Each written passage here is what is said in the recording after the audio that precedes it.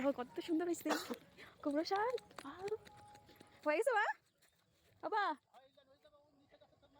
ওই যে আমাকে তো কত লাগাইছে বাবা, ভিতরে যেতে পারবে না। দেখো কত সুন্দর কুমড়ো শাক লাগু হয়েছে। সব ফুল ছোঁয়াইতে হবে আবার। কুমড়ো ফুলে এই যে কুমড়ো হয়েছে, এই যে কত, ওয়াও দেখো কত সুন্দর কুমড়ো হচ্ছে। এগুলো সব ফুল ছোঁয়াইতে হবে। দেখ দেখো এগুলো কত সুন্দর হয়েছে, মানে এই যে সব গোবর সার হয়েছে, কালো কালো। দেখো আখ গাছ তো আছে, বাবা কত কষ্ট করে ফলাইছে। এ মা তরমুজ এই যে হয়েছে, এই যে দেখো তরমুজ। ওয়াটারমেলন দেখে যাও, ওই যে আখ গাছ, ও অনেক দূর দূর লাগাইছে। ও যে মা দেখা যাচ্ছে না, ও যে এই যে বাবা, যে কত সুন্দর কুমড়ো হয়েছে দেখো গাইস।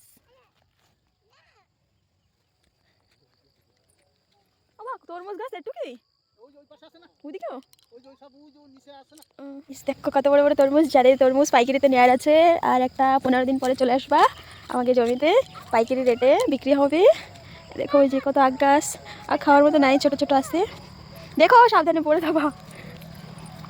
রোজ রোজ যাচ্ছে কত চুরি হয়ে যায় জায়গাতে। দেখ দেখ এই যে সাদা সরষা, এটা মনে করে সাদা সাদা ফুল মস্ত দেখাচ্ছে। সব তরমুজ জয়পুরে পাইকারিওয়ালাকে কয়ে দিলে হয়, নিয়ে যাবে জলদি জলদি।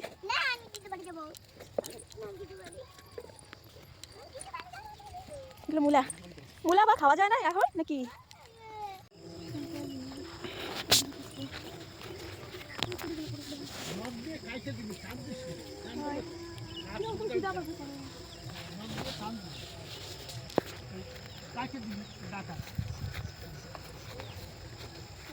দেখো পুরো টাটকা টাটকা ফুল গাছ থেকে তোলা, খাবে হয়ে যাবে, কটা হয়ে যাবে। গাইস এখনো যাচ্ছি একটু লাল শাক তুলবো।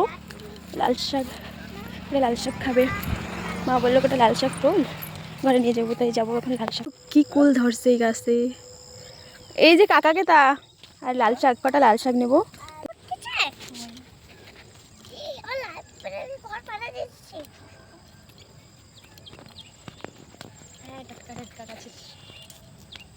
লাল শাক খাবা আজকে? লাল শাক খাবা? লাল শাক রান্না করে দেবো।